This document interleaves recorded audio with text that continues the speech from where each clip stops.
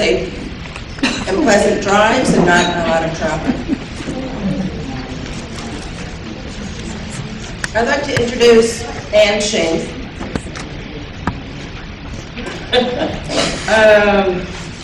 Anne is an LWVUS board member, and she is National Liaison for the National Board to Virginia and all of the local leagues and MAO units in Virginia. She's been a member of League for over 40 years. She's working hard to get her 50-year plan.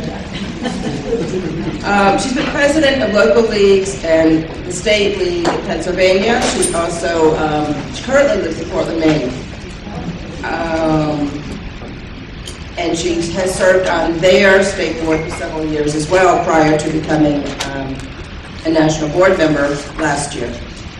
Professionally, Anne has been involved with nonprofit management, and most recently, she has worked as a consultant in volunteer management, training, and facilitation. This makes her uniquely qualified to bring this workshop to you. So I'd like to ask everybody to help me give Anne a warm welcome.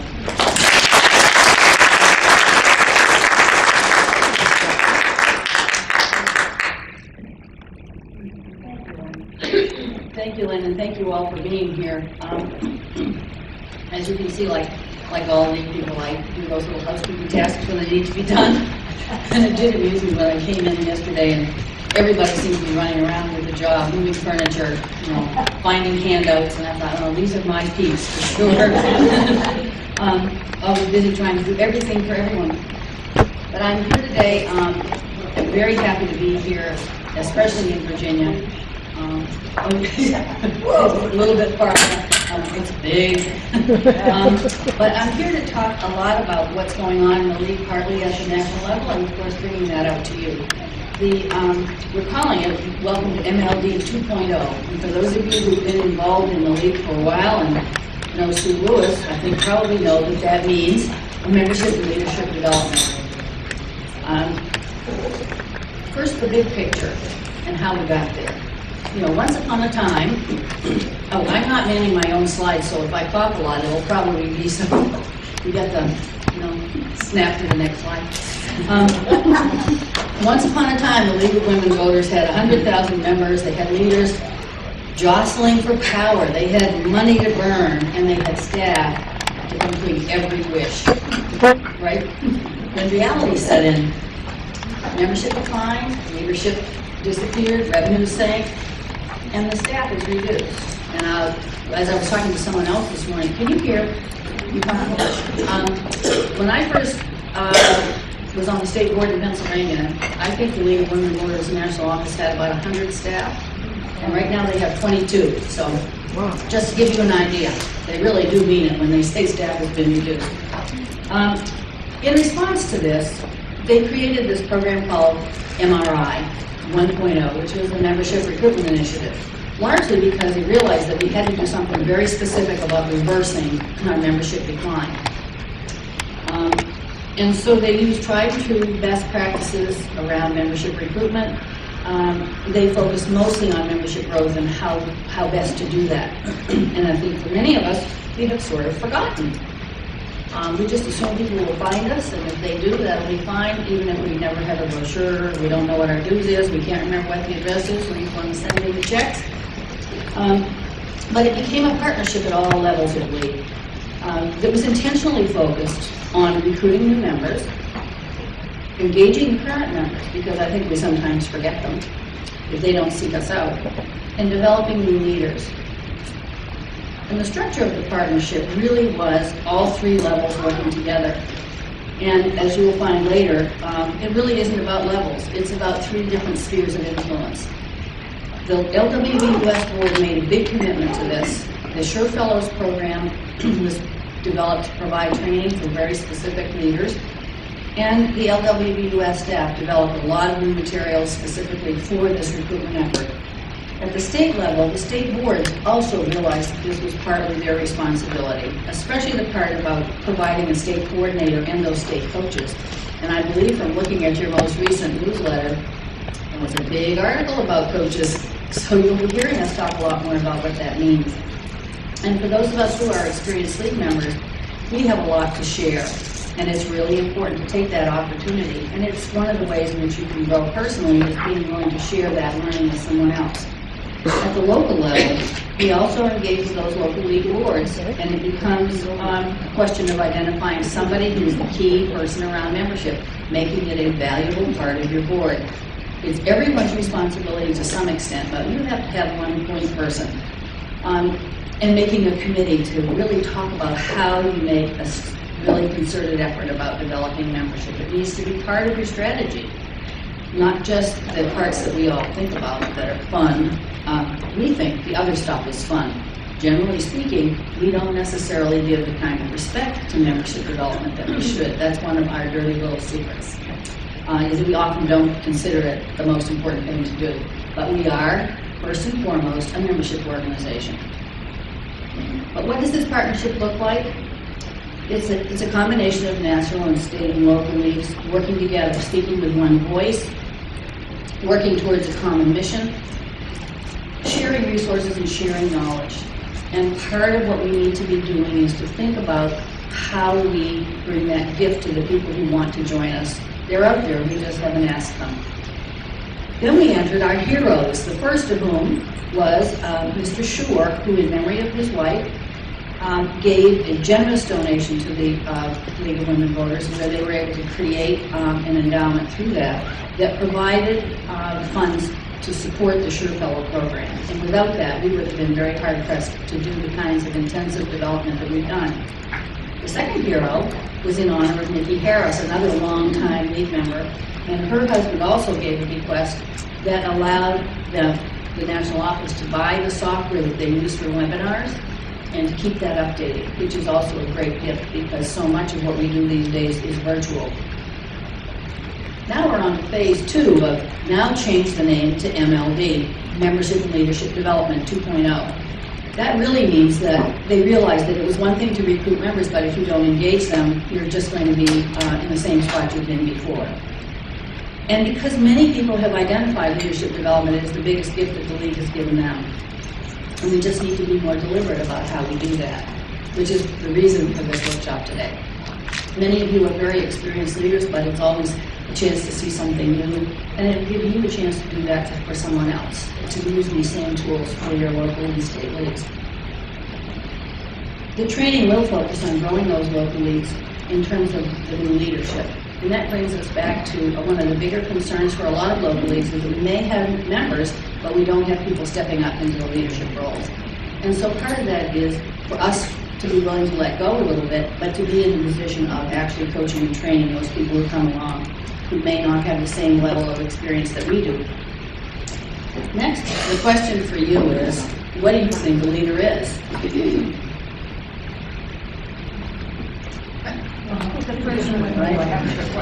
Let's go back one. Can we go? There we go. Oh, okay. What do you think? I mean, is there something there that you see? I like the kissing. I like this. Kissing his hand? Yeah. You like this one? Yeah. The mentoring. The mentoring, the coaching, the bringing them along. Well, it was funny because I was looking at Clipboard. I went, well, let's see what we can find. And so I typed in leader, and it was interesting that these were the things that came up. And I thought it was fascinating. So, and I love the one up on the upper left. The big desk and the little people. It sort of looks like this room. But important understanding that that necessarily that's, and I think many of us think of leadership that way. You know, there's somebody up at the top, and then there's the rest of the tribe down below. The other one I liked was the coaching with the megaphone. Yeah. You know, you've got a team trying to pull together, and you really do need someone there coaching. What's the one? Oh, and the one in the middle. I think that's reality. Reality? Well, the men are there, and she's way trying to ahead? make, she's not way ahead. Is she- Standing well, alone. That's alone. It's Whereas the both, men have isn't to it? support It's them. both. In some ways, it's really both. The women have a very different view of leadership than men do. And yet, she's standing apart. So I thought this was kind of amusing, because, and I think it is partly. Yeah, that's what I did too. Any other observations from you from this slide? You like the robo? Work coaching. All right, well, let's go on to the next one. And this one is, what is a leader? Well, in the traditional role, it seems to me that we've often talked about the military model. It's hierarchical. It's top-down, it's telling the subordinates what to do, and it's oftentimes a solo operator. And that's a lonely place to be. And I have a nephew who's in the Marines, he's a major in the Marines. And so I said to Jonathan, well, Jonathan, what do you in the Marines, what do you teach about leadership? And I was expecting this answer. And he said, it's not always the person who's out in front. It's not always the person who's the first to speak. It's the person that the other people in the organization really turn to and trust. I thought it was so interesting in today's military that was his response.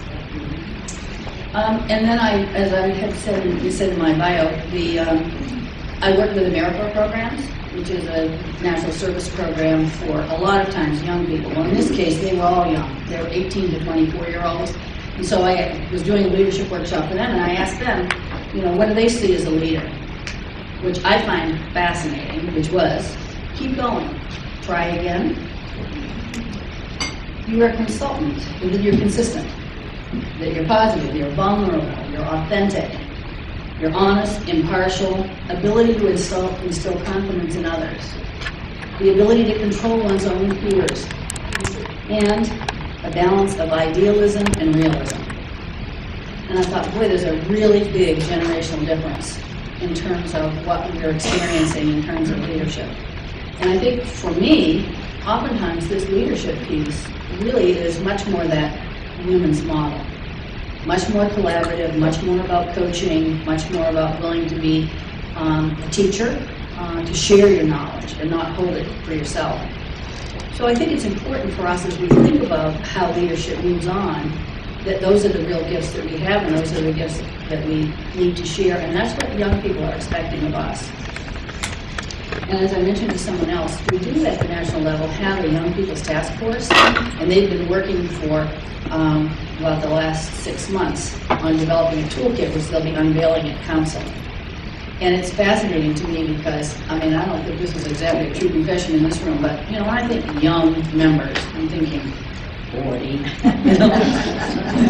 So it was really interesting to find that there's a whole generation of people, a generation younger than 40, who really are the young people. And so they themselves are both, I think, 27 and 31, the two co-chairs. They're very young.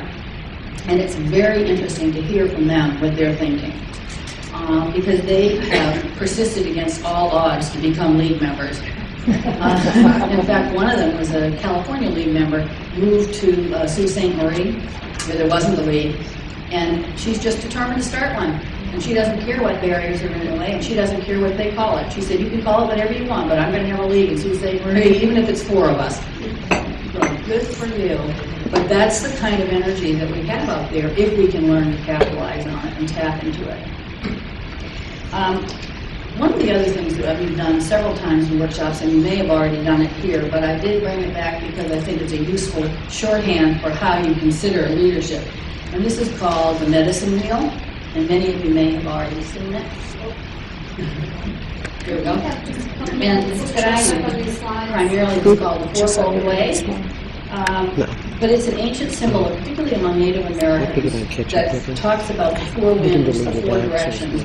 And it also, there's 4 standard archetypes.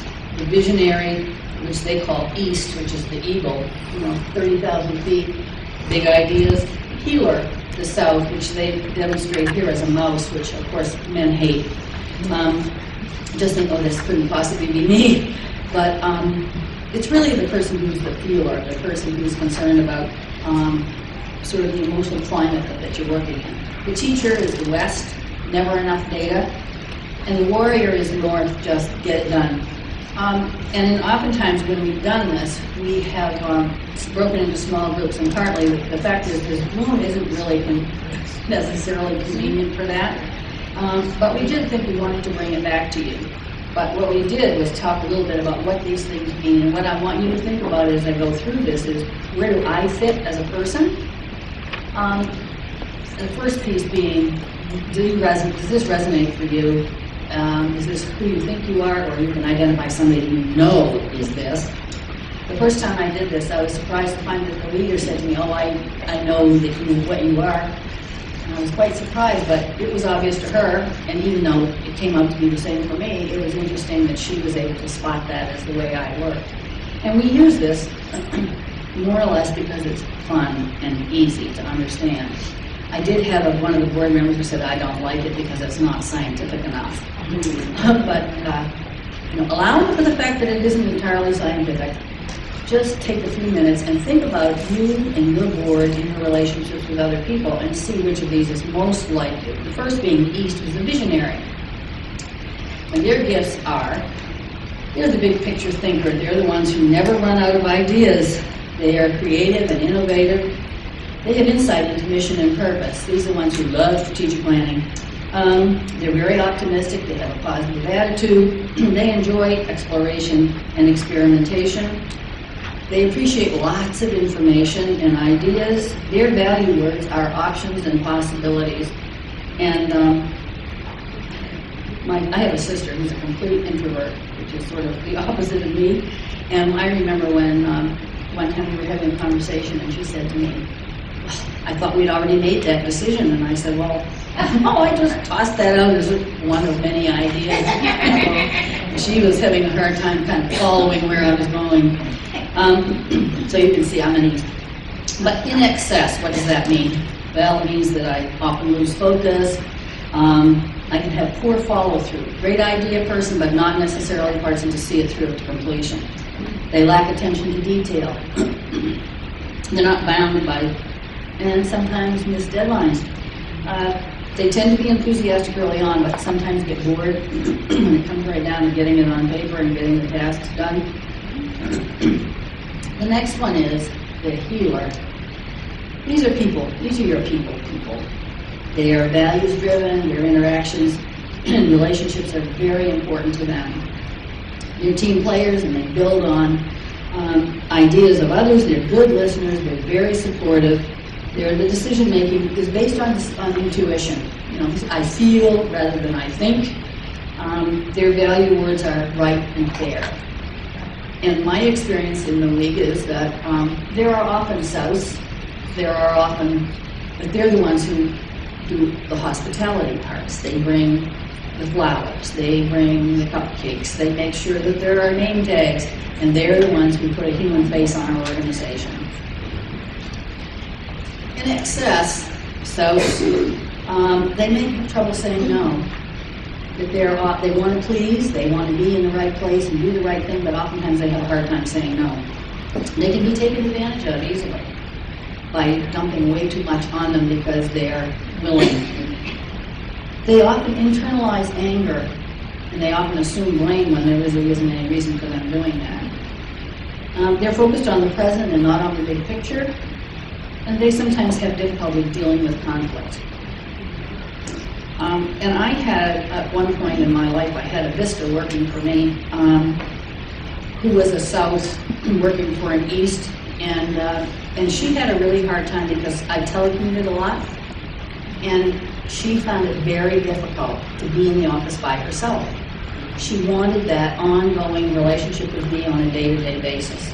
These are the ones who often want to work as a pair. They often like that sort of constant contact. That's how they function best. And so sometimes that can cause challenges for them, and they don't really like dealing with conflict, so they're not likely to tell you, as in this case she finally did, I find it hard to work when you're not here. But it was using this exercise that made it possible for her to say that to me. Wests are our teachers, and it's always been my view that there are lots of Wests in the league. They're the ones who take notes. They're critical thinkers. They explore all options. Their decision-making is based on data and logic. They're viewed as practical and thorough. They're introspective and self-analytical. They're skilled at finding fatal flaws. They're detailed, planning, focused, And their value is quality. They want it to be the best. And as I said, I guess there are a lot of Wests in the league, especially when you're doing studies. You know, these are the people who always want to be on the study committee, and there's never enough data. I have a colleague that I work with a lot, and he and I are both East, so we have great discussions, you know, round and round and round and round of all the ideas we could possibly do. But when it comes right down to getting the work done, he's the one who does most of the research. And then I turn into a North, just, let's get this done. But in excess, they can often become locked into positions, Wests.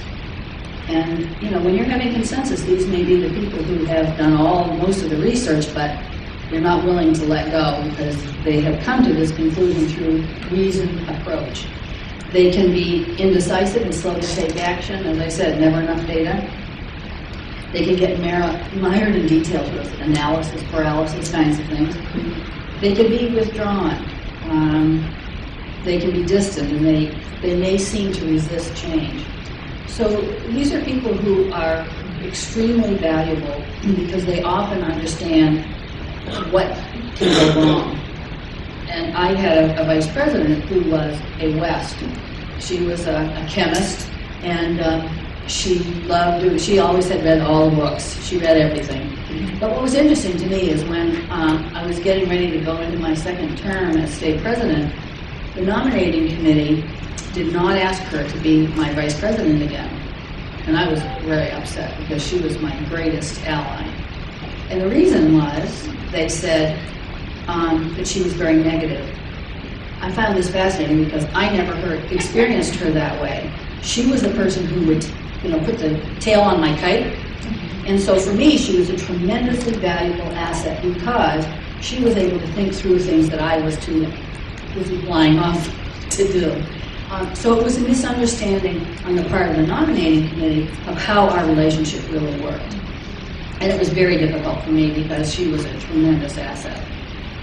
But it appeared to others that she was negative, even though for me, I did not experience it that way.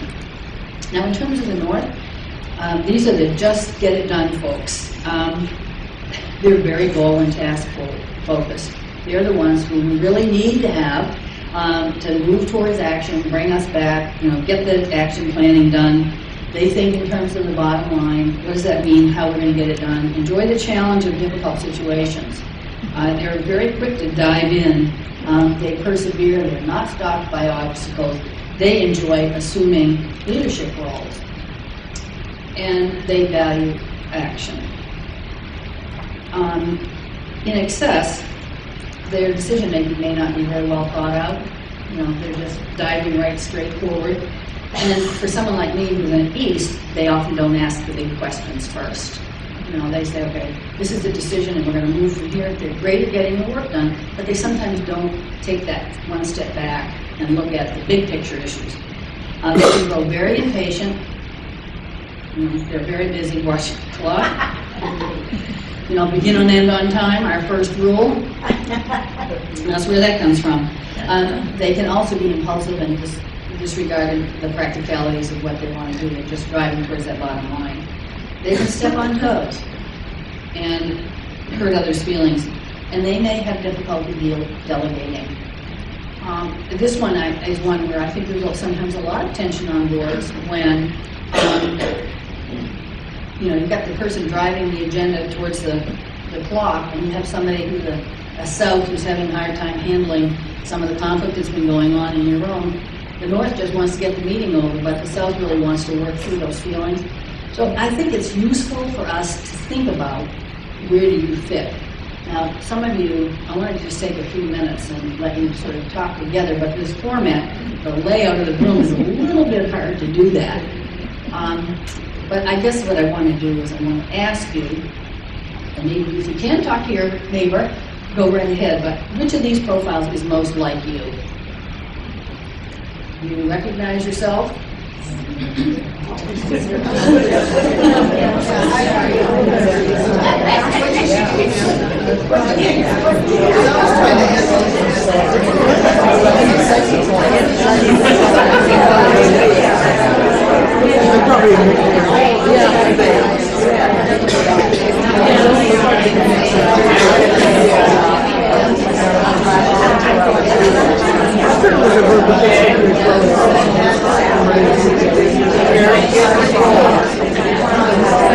trying to do the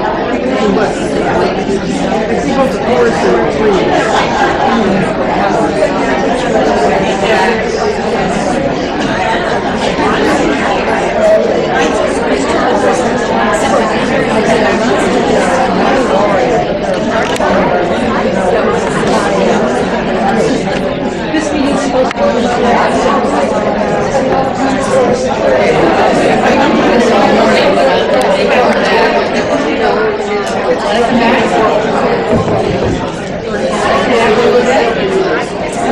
Like I said, I thought I was going to use the subject, I think it's clear that it opens up good conversation. The question really is for you, where do you go under stress? Many people will change the way they do it, depending on when they're under stress, they may move to something else. And as I said, working with my colleague, I'm basically in East, but I move into North pretty quickly. And I know that many times in my late career, I have really felt that I was walking on the faces of a lot of people when I did it. Large pieces of my life really did involve kind of driving towards that bottom line, although generally I'm much more sort of the idea person. But it does affect the way you work. It affects how you work as a leader. And sometimes you need to sort of be a little bit of reflective about what does that mean about the world that you're in. And so what we want to do next is to talk a little bit about how do you work with these folks. How do you work with an East? Somebody like me, with that needs a string on the end of their kite. Their views are envision and express. They like to talk things through. Sometimes ad infinitum. Show interest and enthusiasm for their ideas. And listen and be patient. Don't try to evaluate them all as they come out of off the list, which I think sometimes Wests are really good at. They're very quick to go from idea to solution. And I think it's very important to be able to let these people express their ideas, not necessarily go on forever, but support divergent thinking. And you may hear out of the East both the pro and the con. One of my friends said, Anne, on your tombstone it's going to say on one hand and on the other hand. Provide for a variety of tasks. These people often get bored. Provide support and supervision and keep them accountable by having regular check-ins. These are folks who can, keep that timeline going forever. And working with the South, it's share and support. These people hate being left out of the loop. They really want to know what's going on, how people feel. Remember that the relationship issues are really important to them. Justify decisions around values and ethics, that this is why you do things. They allow expression of feeling. I think that we people tend to be thinkers instead of feelers as a general rule, but there are many of us who also are somewhat feelers. And then, of course, there are those of us who don't have a feeling, self-component of bodies. Be aware that this person may have trouble saying no to you, so don't put them in a position where they're going to feel uncomfortable saying no. Provide positive reassurance. If these folks are always looking for an affirmation, not that they're hard to give, but we sometimes forget. And let the person know that you like them. It's all about the relationship. In terms of the West, this is your who, what, when, where, why person. Allow time for decision making. Forever. Provide all significant data and don't be put off by their critical statements. As I said, in the relationship with my vice president, that was just how she processed information. She would think of all the reasons why something would go wrong. Didn't mean she didn't think we should do it. It just gave you the data that you needed to make a really good decision. And this is especially true when you're doing studies. You can round and round and round with a lot of the information, but it doesn't mean you can't make a decision. It just means that you have enough data, and you need to rely on that person to provide it. Use logic-based arguments when you can. And appeal to tradition and procedure. These are folks. We've always done it this way in the league. The North is, they need it now. They want it done, and they can be very impatient. Present your case clearly. Have your ducks in a row. Share how they'll be involved. How best can you use them and their skills. talk about the challenge of the task because they love challenges. Provide plenty of autonomy for them. These are the folks who will say, I'll just do it myself, which can be a liability in the league, but there are times when that's the best way for them to operate. Stick with established timelines and give public recognition. This is often very important to them. Now I'm just curious, how many of you would identify yourselves as Easts?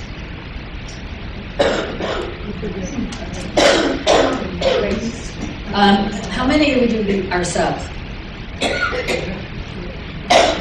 Not a lot. Not a lot. Now, I'm not critical of us as an organization particularly, but we need to be aware of the fact that that can be a real challenge for us in being an open and welcoming organization. And what about those of you who are Wests? Yeah, lots more. But that's what appeals to us about the organization. You know, that we deal with ideas, we deal with information and research. It's what makes it fun. How many of you are Norse? Yeah. That means we really do get things done. That we drive towards conclusions, that we are not put off by too many ideas, and it's really important for us to take that into account. On the other hand, there are times when that can make us look to outsiders, and especially the Souths, as if we're really not paying attention to them. And it can be kind of intimidating. So, what I want you to do now is take a moment to think about your own league, whatever it is, whether it's a state league board or the local league you're in. Does your league align with any one of these more than another? I mean, do you give off a persona as an organization? And if so, what is it?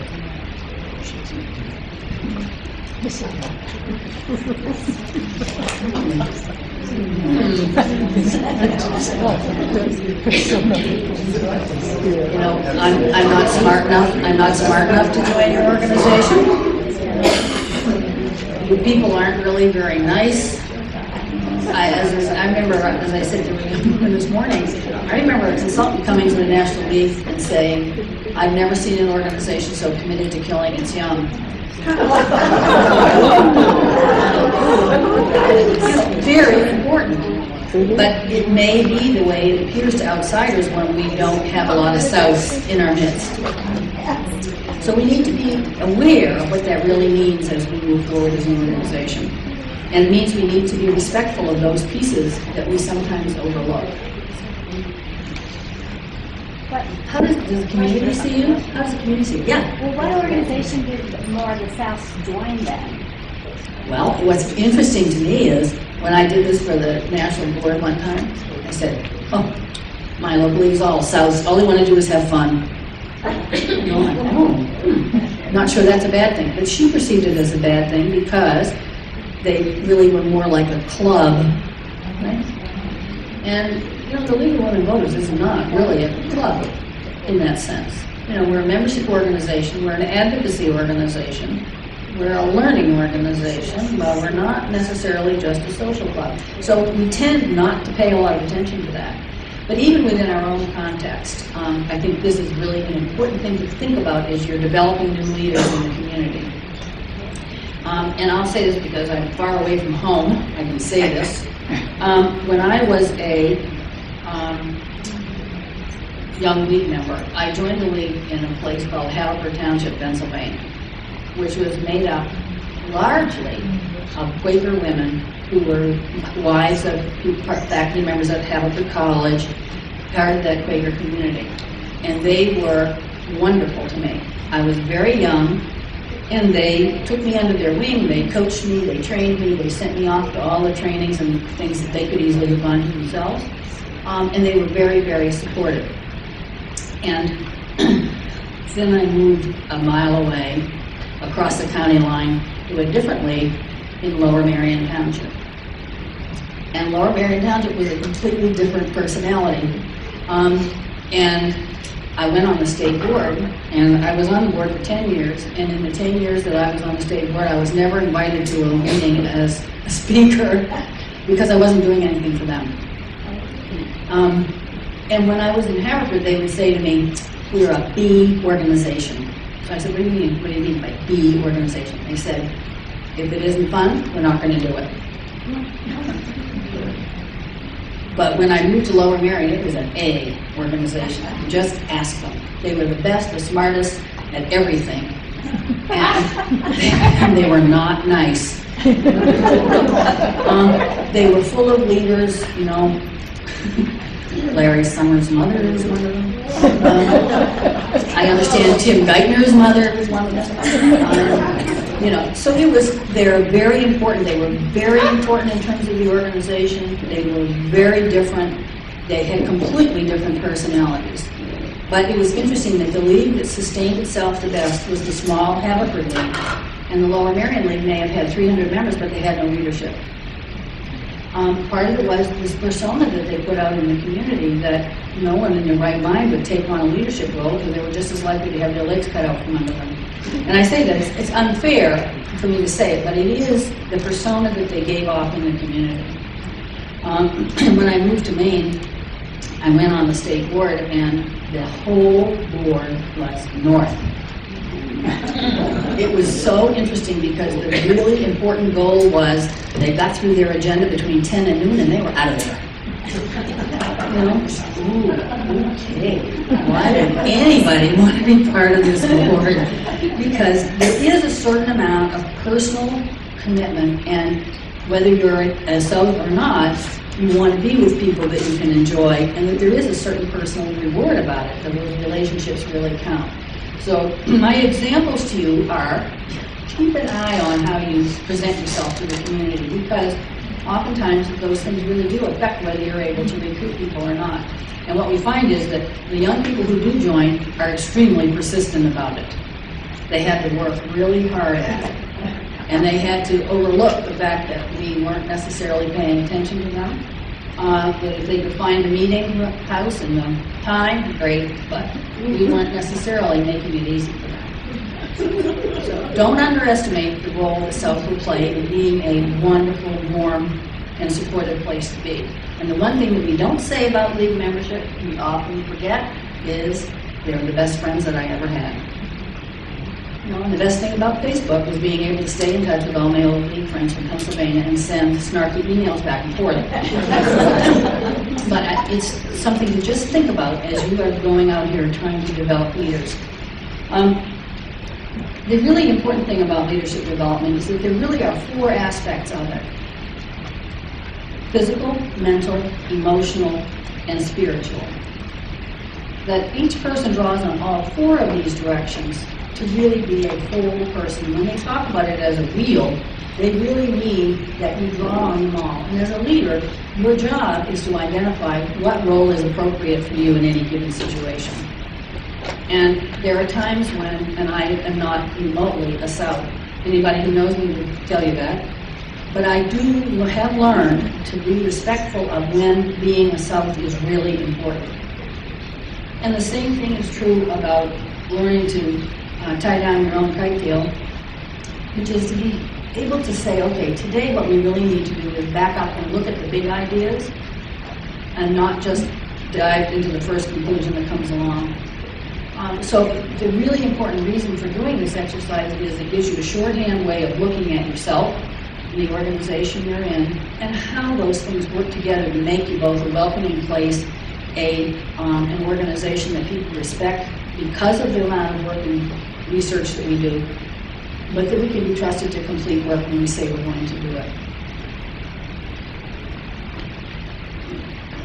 Now, I decided to look somewhere else. We're talking a little bit more about what leadership meant.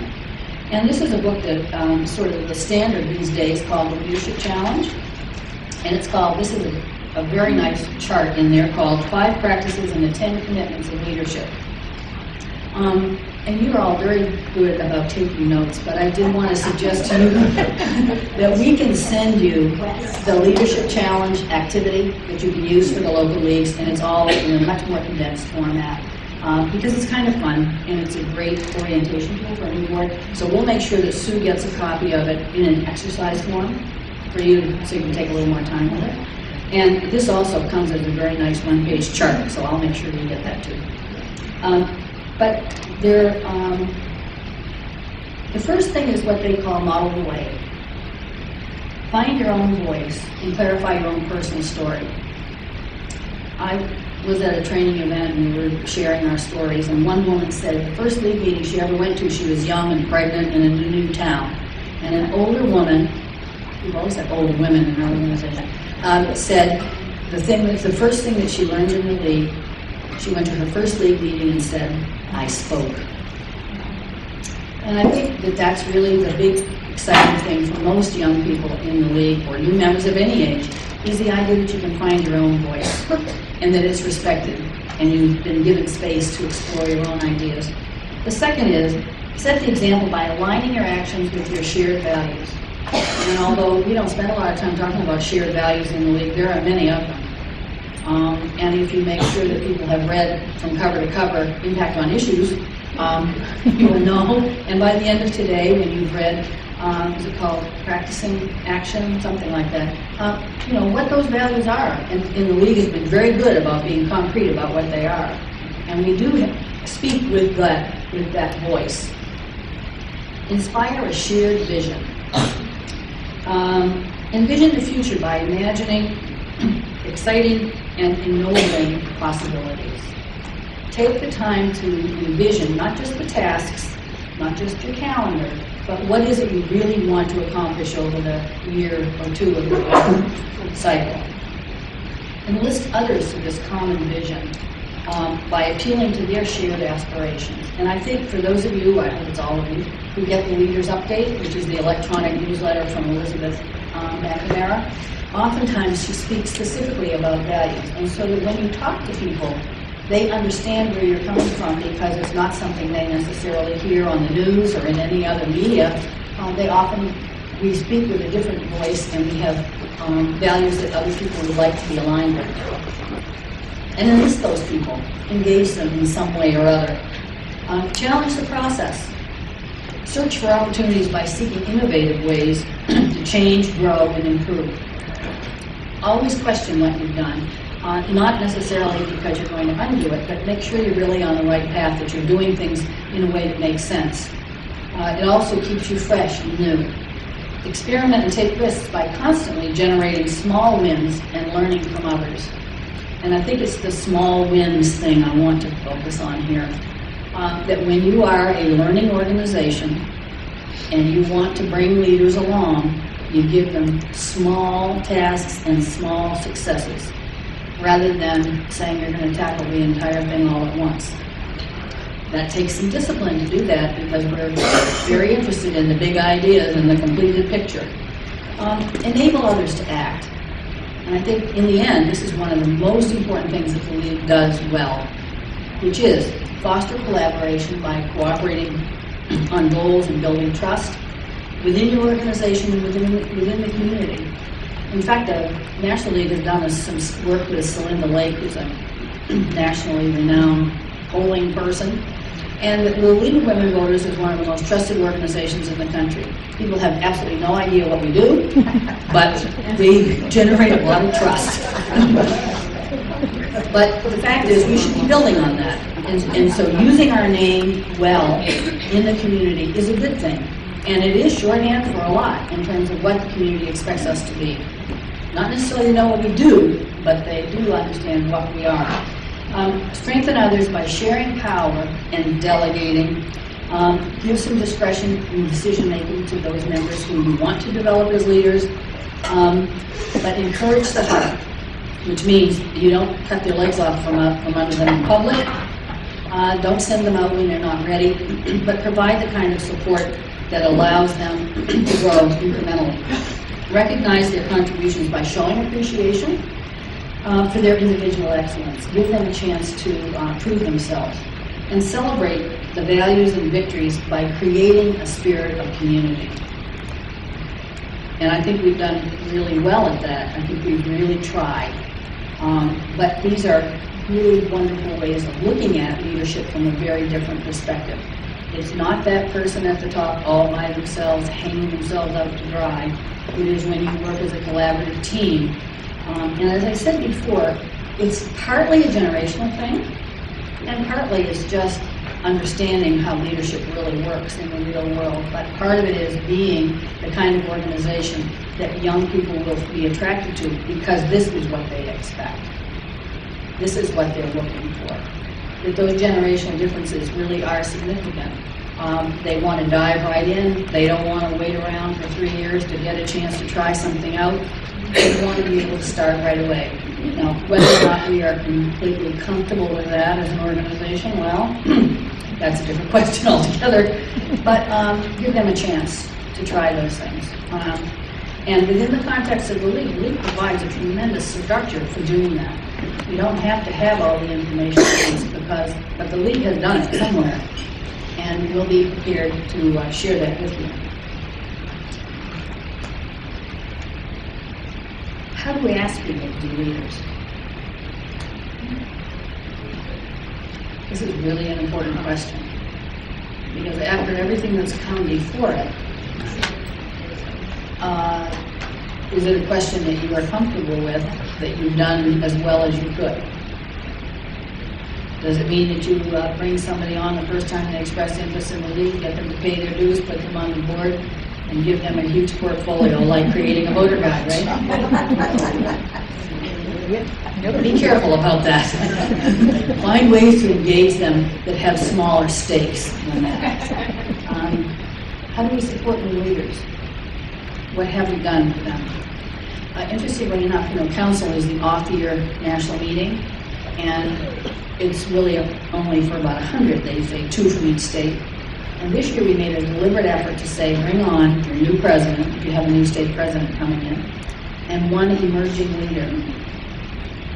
And it's interesting to see how many of them have actually done that. Because if we see ourselves as one organization in 3 spheres, it looks a little different than it does if you think that that other person is way far off somewhere else. So I'm hoping that this will be beneficial, because getting that sense of enthusiasm, even if it's coming to state convention, you do see your own local league in a different perspective when you see it as part of that larger network. The next question is, how do we mentor potential leaders? Are we doing what we need to do? I'm going to time check here. Plenty of time. Okay, so what I wanted to ask you is, in fairness to yourselves, just take a few minutes and reflect on this in whatever small group you can put together, whether it's a pair or a small group. Yes? Do you believe that North and South work best together and East and West? Oh, it's a good question. I think it really depends on the people. And I think it depends on how they can draw on those other things. Because the North and the South, to me, oftentimes are the ones I would say were in conflict. Because the North is so busy driving to a decision that the South feels just get out of my face.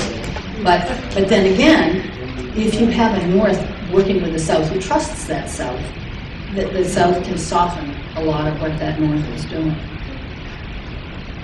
I think it really depends.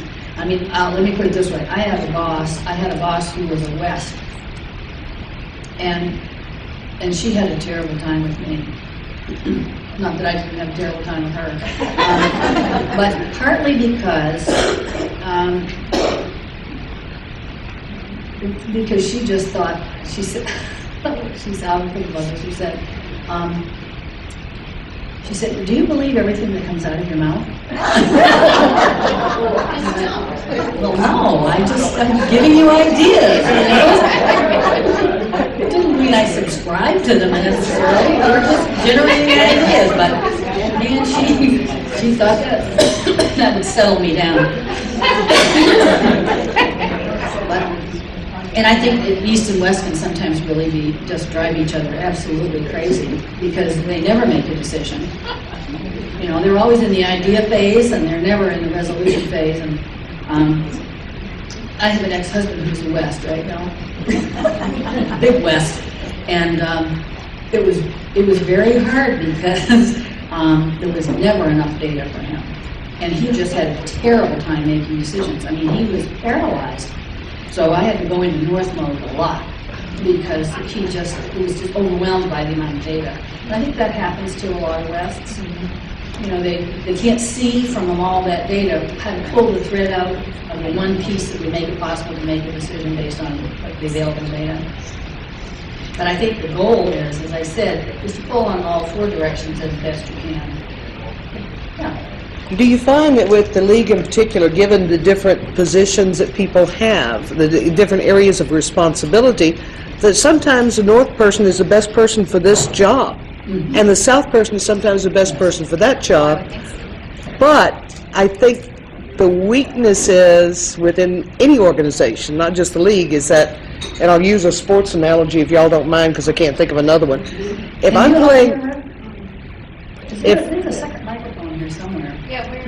right there. We can hear it. Okay, I'll stand up, that might help a little bit. If I'm playing left field for a baseball or softball team, and one of my duties is to back up the third baseman, but I don't know what the third baseman's job is, how am I supposed to do it?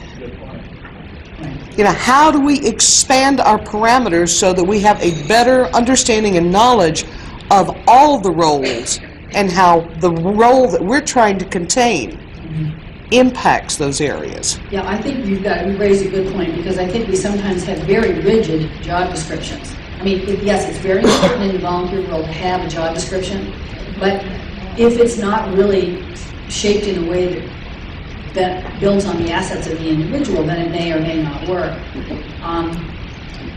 Well, I shouldn't probably tell all tales out of school, but I have a daughter who is very good at a lot of things, but she is messy. That's the mother speaking. But she is our voter guide editor. Now, as her mother, I don't know how in the devil she does it, because but she is internally organized. She can organize the material. Her house is a disaster, but she can organize the material. So some of it is making sure that when you do something like a voter guide, because she can be a real north, and she can drive the agenda and drive the timeline, but she wants to have somebody else make sure that, is the proofreader, you know, so that some of it's just balancing the job with a team of people who can have the skills that you need. One of my other favorite stories is when I was a state president in Pennsylvania, we had a lot of legislative days because we met in Harrisburg. And we would, and this is a confession, and I don't know if it'll mean anything to you or not, but we used to divide it into program and organization, right? And the truth is, the program people thought they were vastly more important than the organization people.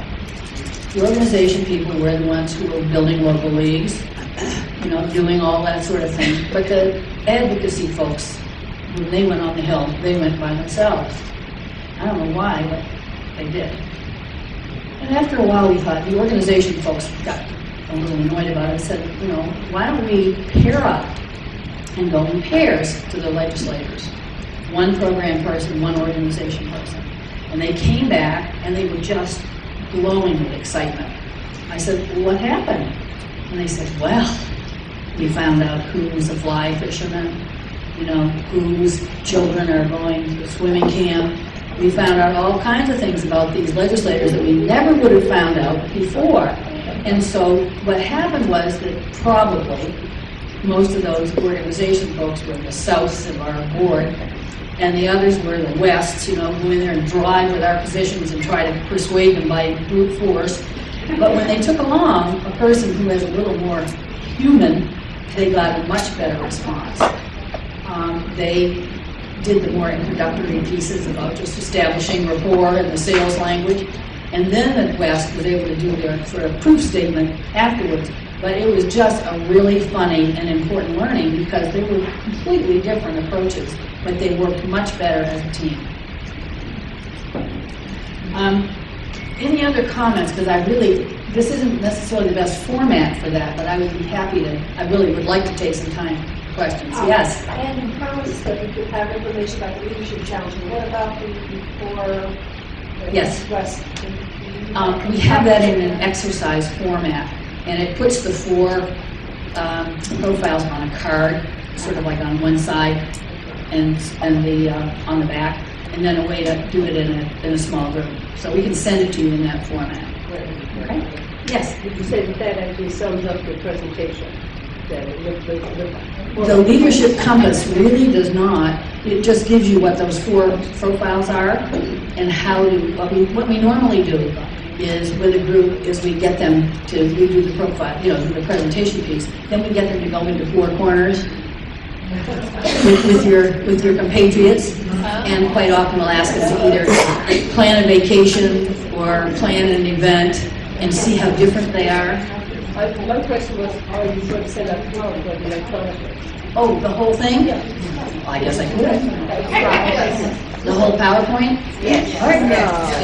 I'm afraid it's a little long, but yes, Lynn. And the report is accessible to the leagues that are Yes. participating in LWV? Yes, yes. Yes, it's in the binder. It's in the binder. For any of you who are coaches who have a binder, it's in there under the leadership tab. Yes. Sue already has it, and you have it now, so we'll just make sure you get it if you would like it. So I will figure out how you get it, but they will have it. Yes. I'd like to, one comment I'd like to make is that I think that for leadership in a group, especially in our boards, is to focus on all the positive sides and forget about the negative sides. I think too often we say, well, Mary Jane doesn't do this, rather than looking at what they do. And the negative, we all have negatives, except me. You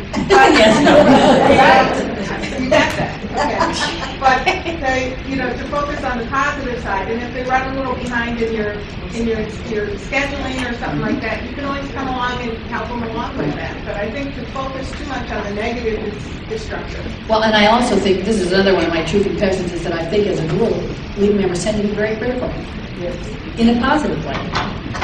I mean, they're very quick to find the flaws, they're very quick to identify areas for improvement, but we need not lose that, but we do need to be more conscious of how that can affect other people.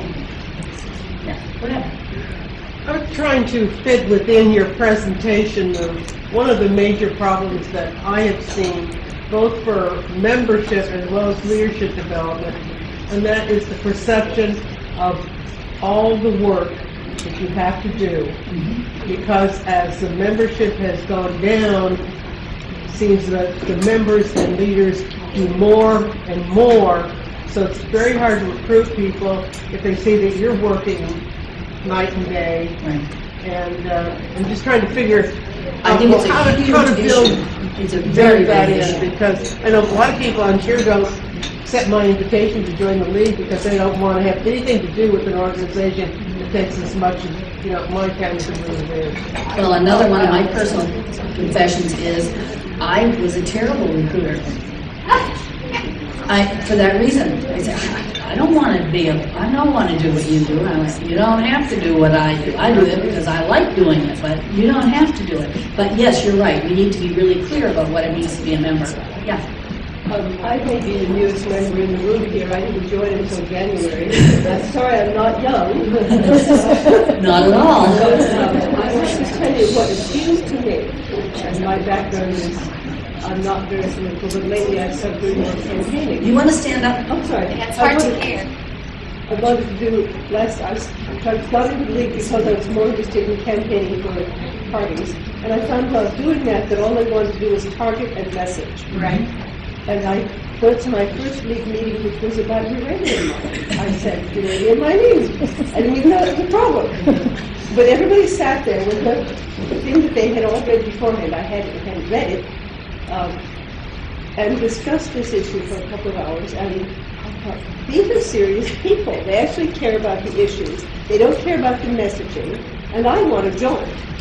If you can sell that and think about attracting the people who want to do that, who want to know what the situations are for themselves, I think you will attract people of all ages who care about things the way you do. Thank you. That was the best message we could have had this morning, as if I had heard myself. And I also have a young member, as I said, 40, in my league, who did the same thing. She came to a league meeting with a friend, and we were doing the privatization study, consensus meeting. And we were all, you know, we read, we talked. And finally, one of the members, when we were getting ready to answer the question, and the first question was something like, do you think there's too much privatization of government services? And we were all ready to vote yes. And she went, well, wait a minute. How do we know? What's more and what's less?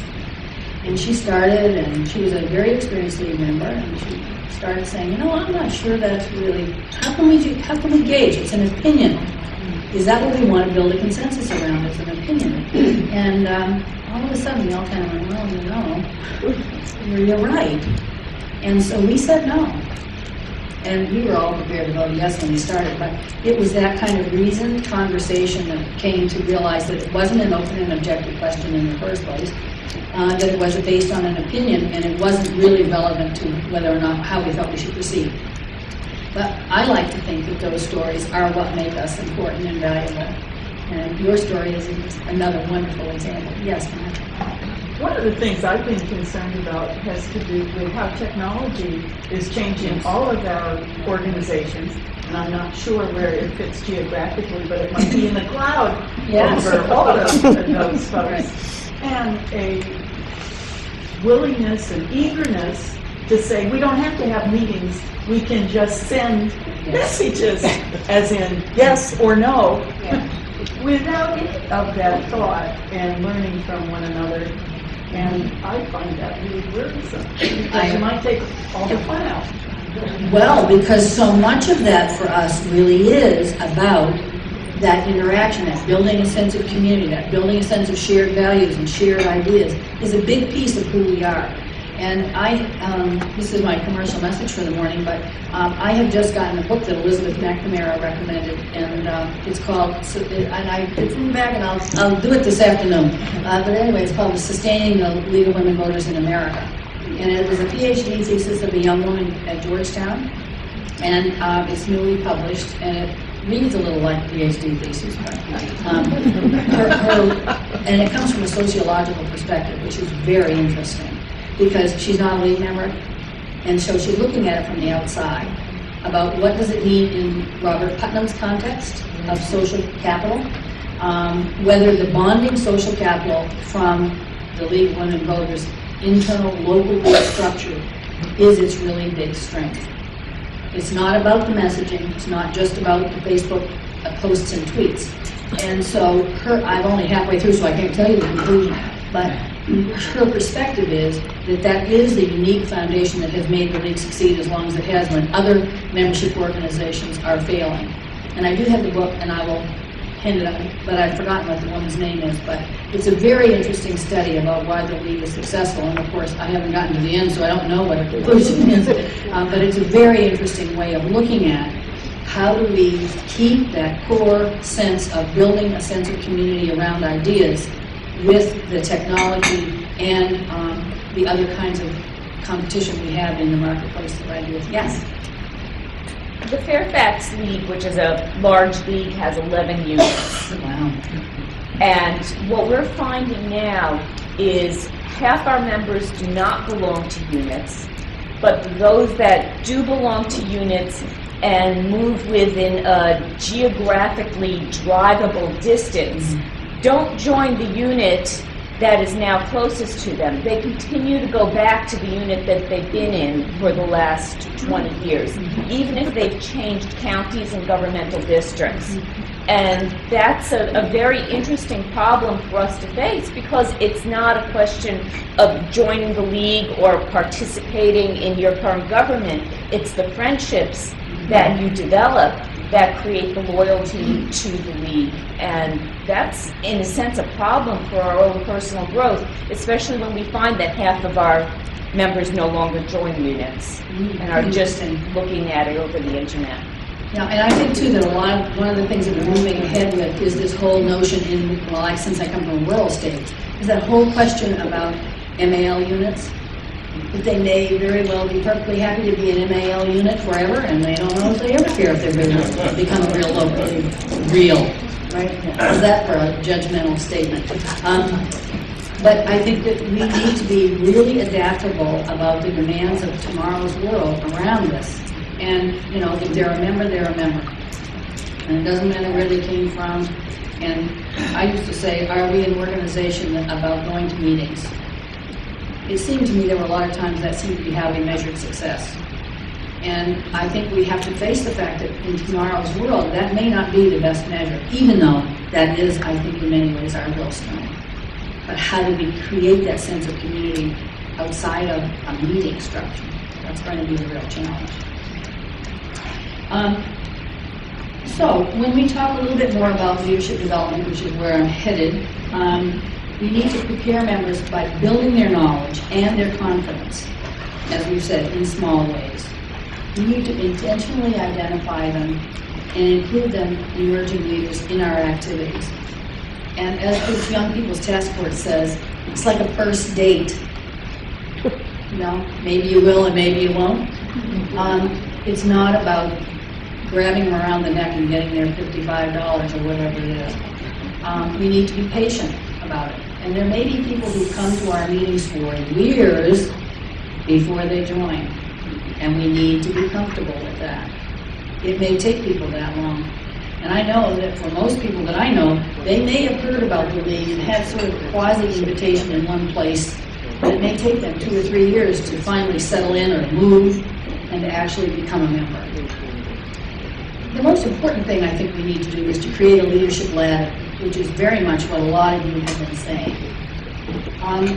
Start with an occasional volunteer. They don't necessarily have to be a member to help you deliver voter guides, or even to edit. Then ask them to be a member. You know, then they become an active member, and that may be because you've encouraged them, and it may be because they just see something they really want to do. In fact, my own daughter, you know, grew up with the League of Women Voters, and when she was in elementary school and they said, "What does your mother do?" She said, "She goes to meetings and gives speeches." So, never wanted to be a League member. You know, she'd been working for 10 years or more before she even thought about it.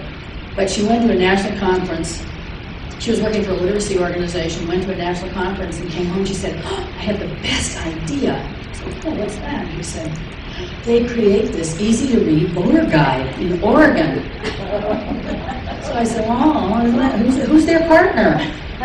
Turns out to be the League of Women Voters. Amazing.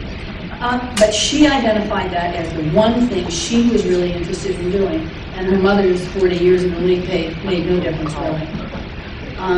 Except that she was comfortable with the people once she joined, but it was that's what caught her attention. And she's still doing it as a project person because it's such a big job. But you just have to allow people to explore what entices them. It's not necessarily what we want them to do. We have a job that needs to be filled on the board, and by God, we're going to find somebody to do it.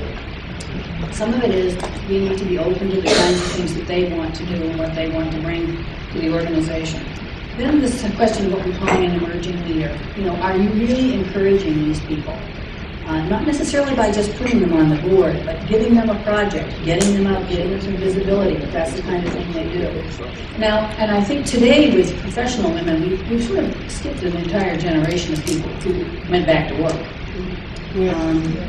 So that those people who are 20 years younger than I am, we sort of lost them along the way because they went to law school and they became lawyers, or they ran for the legislature, or they did a lot of other things other than joining the League. But among the younger women for whom this sort of mixed bag of work, life balance, and other skills that they bring, for many of them, what they're finding is they may have a profession and they may be working, but they may not have a leadership opportunity. I know that, for example, a lot of young lawyers, you know, they're practicing law, but in their firms, they're one of, you know, maybe 5 women in a 150 lawyer firm. They don't get that chance to be a leader that they get in the League, but the League is interested in the same issues that they are, so oftentimes their learning is about becoming a leader, and that's what they want from the League. Then when they do identify them as a leader, give them an opportunity to go to a regional meeting, to go to the National Capital Area meetings, or something a little bit broader than the local League. And then, of course, they could become a member of the state board or become a coach. cheerleading for the day. But there are things that they can share, and the funny thing to me is that a lot of these young people, they're ready to be coaches. Great, but do you know anything about the League of Women Voters? But we have to bite our tongues and not say that, because they are willing to leap right in. And what we need to do is to provide them with support and the materials that help them to do it well. And I think that for many of them, that chance to be a leader is almost more important than anything else, because many of them are very well educated, they have professional experience, but what they want from the league is a chance to be a leader. Now, as we've said, this is all leading in one place here, which is we're all better together. That the SURE Fellows are a wonderful trained resource. They're wonderful people. They are out there across the country. There is a lot of online training. We are doing quite a few webinars now that other people can participate in. It might be an invitation for that emerging leader. Say, I'd do a sit at your desk for an hour and watch this webinar. Many of the parts of the SURE Fellow program include having state coordinators, which means somebody on the state board is overseeing the coaches. The coaches are helping other local leagues, and what I find interesting is that the national staff is developing a lot of the materials. It's a great relationship where those east people and the south people get the west work done by the staff in the office. But we're all working together to strengthen the League of Women Voters and Organization, so we'll see our 100th birthday in 2020. But within the league, we're providing the training, and this is one of those pieces. Working in teams toward common goals, which are your coaches, the sport coordinators, and implementing best practices. And one of the things that we know is that the league writes everything down. We have written down somewhere most of the pieces that you really need. The secret is to get them out to those local leagues. And I think there was a big gap in my league experience in that when I went back to work, I wasn't really that active. But a lot of the materials that historically we've always had, like league basics, are kind of got lost in the shuffle. And so a big piece of this is trying to make sure that local leagues get the materials they need. And with an updated website and lots of coaching, there are materials out there. And as we said, the binder. The binder is full of really great resources. And I think that we want to make sure that as many of you get access to that as possible and use the website. And then the coaching piece. I think that there's been a little resistance. This is not about Virginia, of course, but other states. There's been a little resistance about coaching, meaning, does that mean I'm failing? Have you identified me as a failing league and I need help? Or I don't need it. We're very successful, we're great, we don't need it. It's neither of those. It is an opportunity to share the strengths, to get a little cheerleading for you. An opportunity for you to share your strengths with other leagues, because I noticed that a lot of the materials that local leagues have developed are wonderful, but there's no mechanism for getting them shared.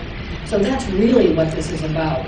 And so your coach is somebody who cares about you and your league, and who will cheerlead for you in other venues, especially if you're strong. If you're not, provide you with the kinds of tools you need. Outside the league, we're intentionally including MLB in everything we do. We talk a lot about the leadership development pieces everywhere we go. We're trying very hard to develop new external relationships.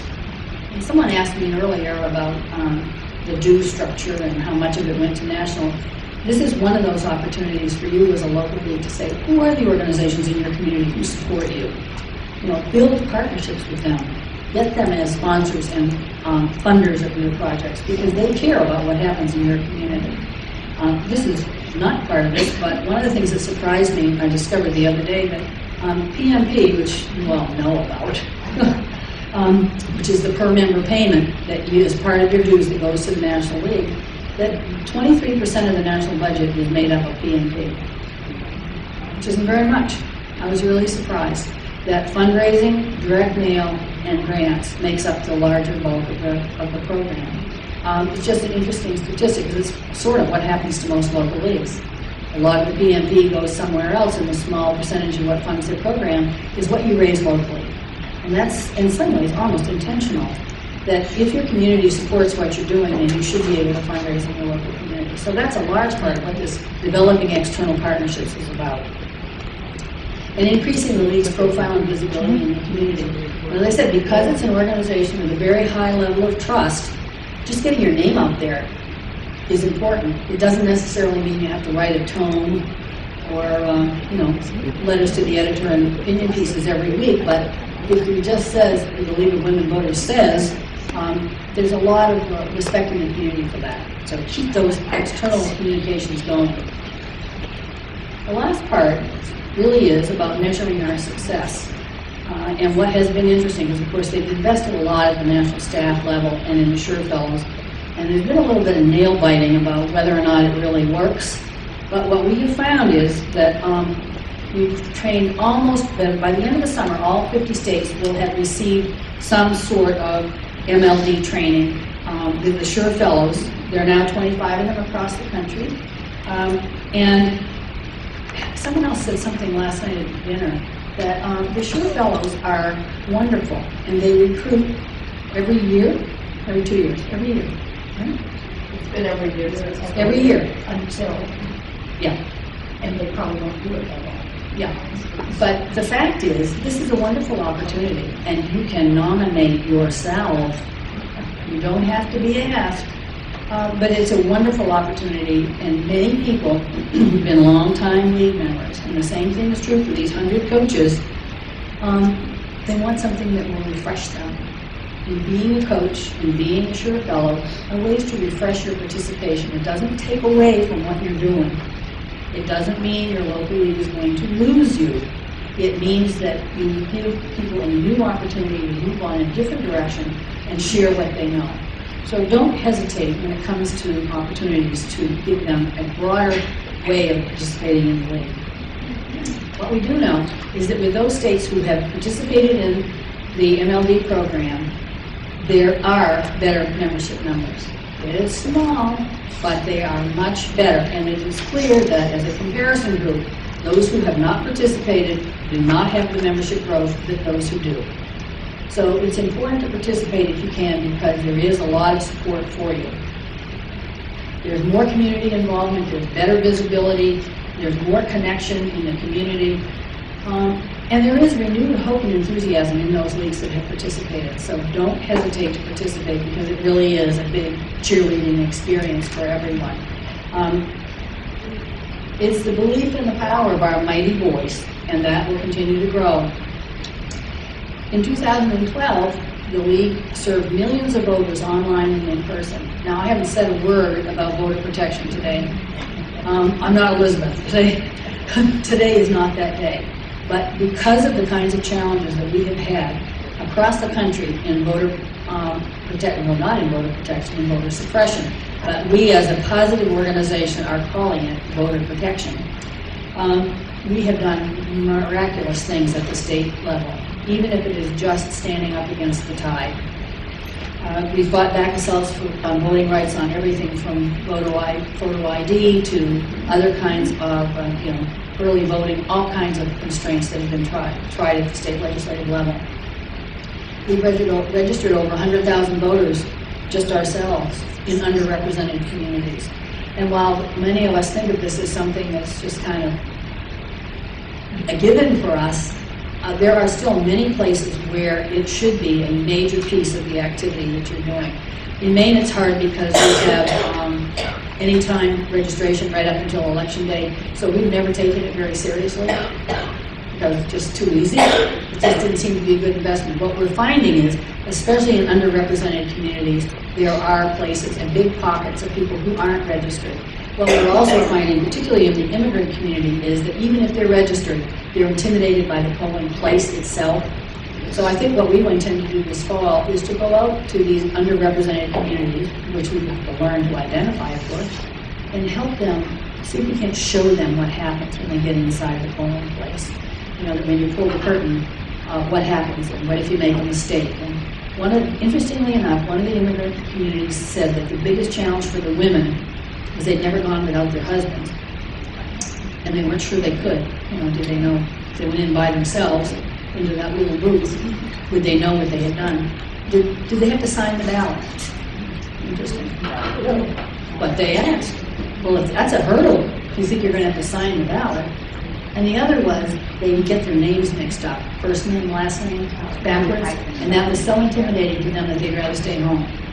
So it's that kind of thing that we don't even think about as hurdles, that we really need to work in those underrepresented communities.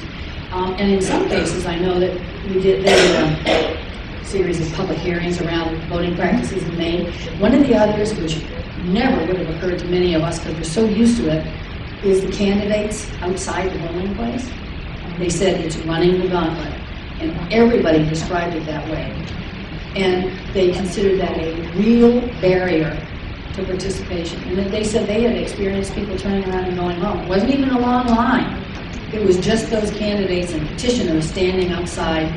They couldn't walk. They were afraid to walk past them. So it was that kind of thing that the league is very good at helping to identify. We did see substantial membership growth in leagues that participated in MLB. There isn't any question about it. But what we need now is to move it forward. You need us to join it. You need to be sure that you understand what it means, that you continue the Sure Fellows model, and as I said, and the coaching model. That we will institutionalize the training component, and that's like we discussed this morning, that leadership compass activity is available in the binder, and we'll make sure that you get it, because it's just one of those things that it's fine for me to stand up here and do it for you, but it's much better if you take it home and do it in your local league. Engage the state leagues in sustainability, because the cost of the Sure Fellow program and the MLD program is substantial. It's over like $150,000 a year. And we can't sustain that at the national level, and we don't want to, because it really needs to be something that's coming from the state leagues. You're much closer to the local leagues, you have a much better relationship with them, your level of trust with them is better than ours, just because they're closer. So we are asking the states to take seriously their responsibility for sustaining the program with your state coordinators and your coaching program. And we want to be able to inspire local leagues to grow and thrive. That it's not enough to be, we're the same, we were the same 20 years ago, we're the same now, and we're perfectly happy with that. That is not what's going to happen. We need to be sure that we can be sustainable at the local level. And when we get into the questions about technology and how you become engaged as a member, and if you're a Facebook friend, does that count? Those are the questions that we still have to ask at the local and community level, because that's where we still have the greatest influence. And as I said, we need to raise funds to support this program. And outside, there are two pieces that I have left outside. One is a letter. It's called the Fund for Local League Growth, for contributions for those who want to be able to support the continuation of this program, particularly the development of materials and coaching modules and that sort of thing. And the second one is a card for the nominating committee for the national board because of our cycle. We're coming into a new term here, but they're getting ready for the new next year at national. And being on the national board is just a great eye-opening experience, and we hope that you will also be able to do that yourselves, and that there are plenty of places for you to grow and change and still be part of the League of Women Voters as we know it, and we hope it will continue in the future. Thank you very much.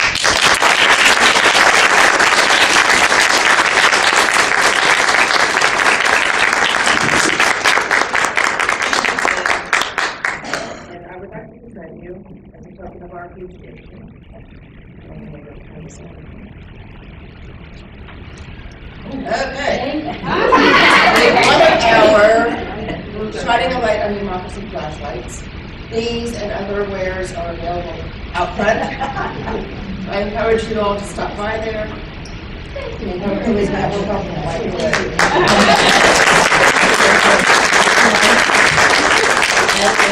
one of the members of the Young People's Task Force said to me, "You love swag." So here we are. We love swag. Thank you. Okay, we're now going to take a 15-minute break, and then we're going to come back with Sue Lewis and her state coaches.